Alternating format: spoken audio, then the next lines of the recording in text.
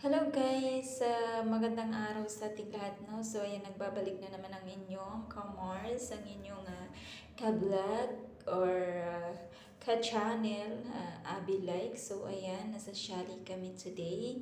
So ayan guys, buhay OFW is like that, yung situation, busy ang bawat isa sa amin kasi nga kanya-kanya ay merong trabaho. So ayan, prepared po kami ng mga gagamitin po para sa pagkain ng mga amo. So ayan, habang busy. Grabe, sayaw pa more yung isa. So ayan na nga, yung isa is kumukuha ng ah, plato kung saan ilagay yung pagkain, yung kanin. So ayan, prepared na yung plato guys.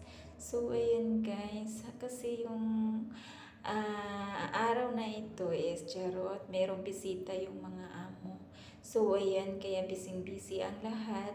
So ayan, kahit busy, hindi maiwasan yung mag-telephone kahit na busy kasi nga yan lang yung buhay natin bilang isang OFW dito sa ibang bansa.